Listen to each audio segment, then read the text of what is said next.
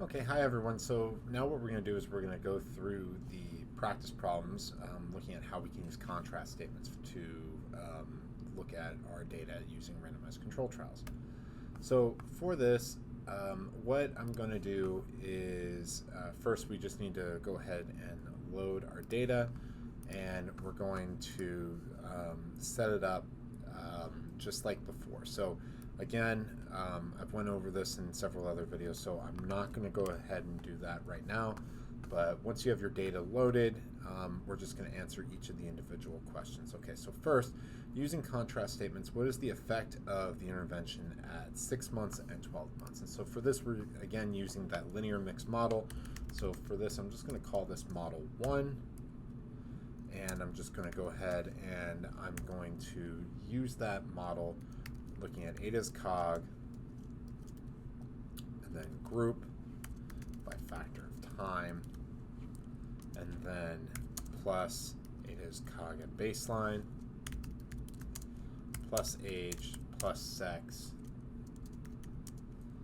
plus education,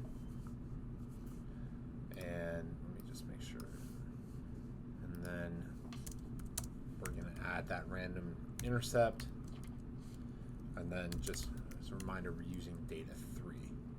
Okay, so we're going to go ahead and set that up. So if you see in the bottom corner it says singular, that just means that the model is having trouble converging. That means that if anytime you see this, that typically means you're not going to find an effect. So the model's not really a good fit for the data. But nonetheless, let's just do this because this is for a practice problem. So first we're just going to summarize the results here. And the way we can tell it's having some issues converging is if we look at ID, there's no data, there's no variance that's being accounted for in terms of ID itself. So this type of model is not really doing a good job of looking at the data. Nonetheless, let's go ahead and we're first going to model our LS means. So we're going to look at group by time. And so we have our LS means for the intervention and for the control at time point 2 and then time point 3. And so we're looking at for those effects of the intervention at time point 2 and time point 3. And so again, we're going to go ahead and let's just go ahead and create that matrix that we were talking about. So in this case, if I'm looking at time point 2, then I'm looking at the first 2 rows in this matrix of 4. So because I want intervention to be positive and control to be negative, it's going to be -1, comma 1, comma 0, comma 0. Okay?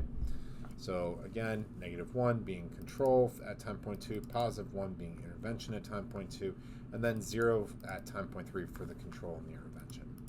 Now if I want to figure out what the time point 3 differences are between groups, then same sort of idea. Again, I'm going to use that matrix command. It's going to be 0, comma 0 because I don't want to include the estimated marginal means at time 2. And then again, -1, comma 1 because the intervention is, or the control group is first and the intervention is second.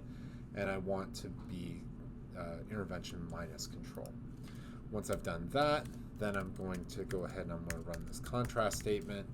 And then the LS means for model 1 of group by time, and then I'm going to list time 2, time 3, and then by equals null, and then I'm not going to make any adjustments.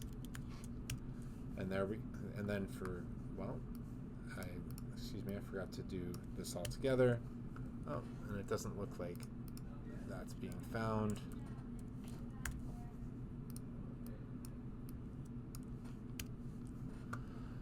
Okay, so why is that not working?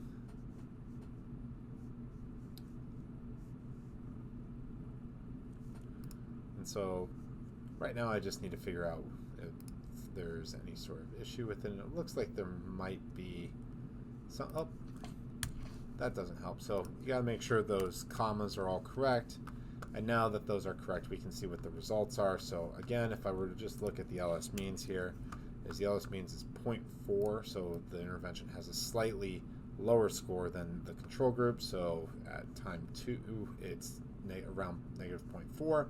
And then again, the intervention group has a slightly lower score at time 3 than the control group, about 0.5, so negative 0.5, and so that's roughly the same there too.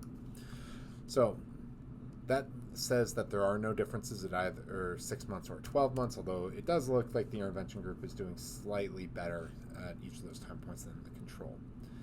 For question number 2, using contrast statements, examine whether there are differences at 6 months and is there an effect for males versus females?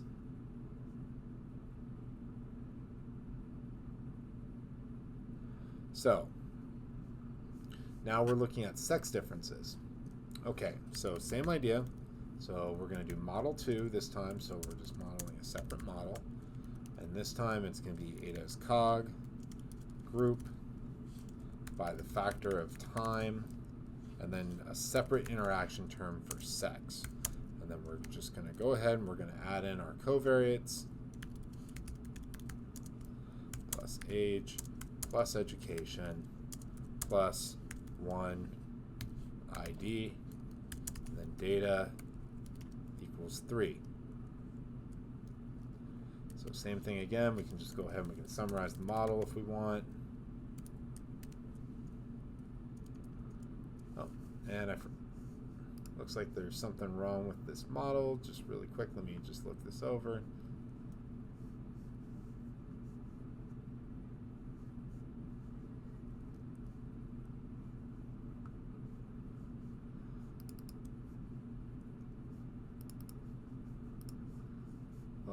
And that'll do it. So now we can look this over, just as you can see, summarizing everything, and then we can, if we were interested, now we're going to go ahead and look at the LS means for it.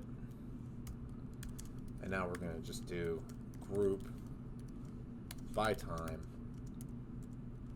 by sex.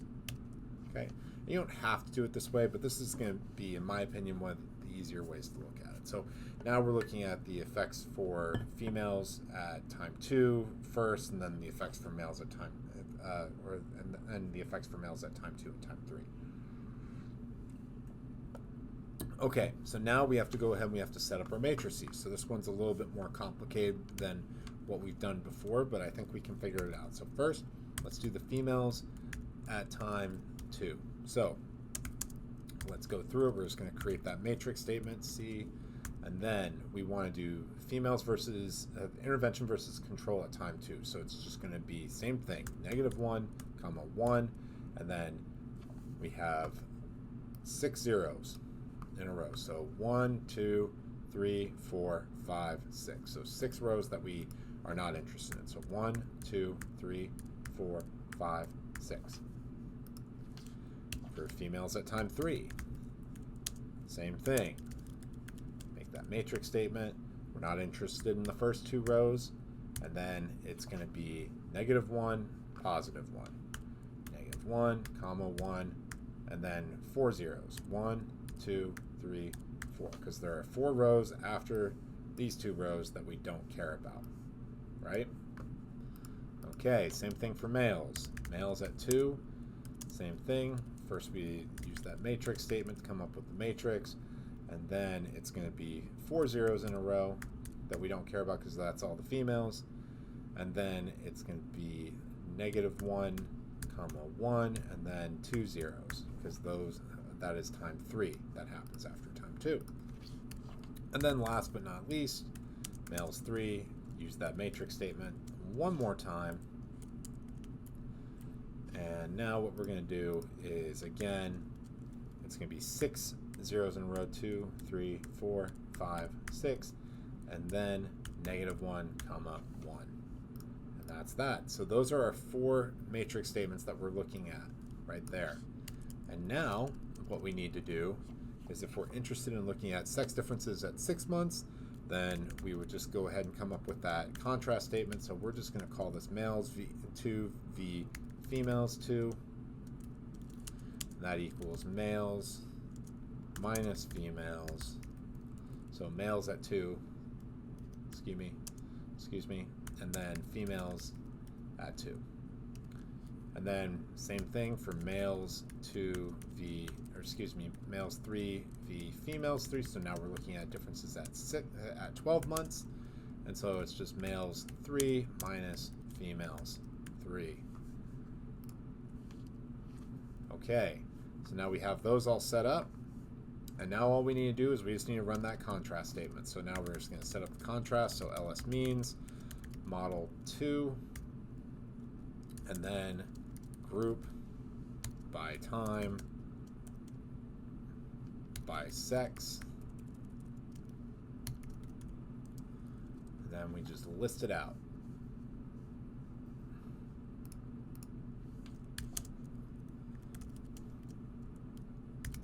Males 2 v females 2, and then males 3, females 3. And we're just looking at these two, and then we're going to go ahead and then by equals null, and then adjust equals none. And that's that. So now we have the results for males versus females at time point 2, and males versus females at time point 3. So the effects of the intervention for males, it looks based off of this like males do slightly worse at time 2 than in terms of the effects of the intervention versus the control for males. So there's less of an effect for males than there is for females. And so we can actually look at that really quickly as well if we want. So just going back to this, if we were to look, it looks like females have slightly lower scores, which is a good thing. But for males, it's slightly higher. So that seems to suggest that males do slightly worse than females at time 2. And then same thing at time 3, although the effect is a little bit more pronounced. It looks like females are doing, the effect for females is a little bit better than it is for males. So that's how we would do it for that contrast. Okay, so now using contrast statements, examine whether there is an effect at 6 months or 12 months for males. And now let's do the same thing for females. Well, we've already written out our contrast statements for this. So now all we need to do is we just need to call these individual contrast statements. So all we got to do now is we're just going to go ahead and we're going to write another contrast statement, ls means, and then we're going to go ahead and we're going to call the same model 2, and then group by time by sex, and then we're just going to list it out. We're going to go males 2, males 3, and then females 2, and then females 3. And that's it. So once we actually write it correctly, looks like I'm still not doing something right. Oh, and I didn't finish it off.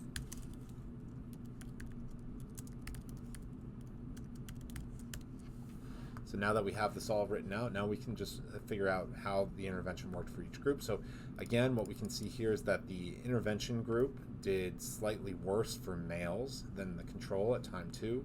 It did slightly worse as well for males at time 3, whereas for females they did slightly better at both time points. So in both these instances, females performed slightly better because the number is negative. Again, we would like to see lower scores being indicative of better performance. So that's how we do contrast statements. This is probably one of the more complex contrast statements that you'll probably do on a day-to-day basis, these two.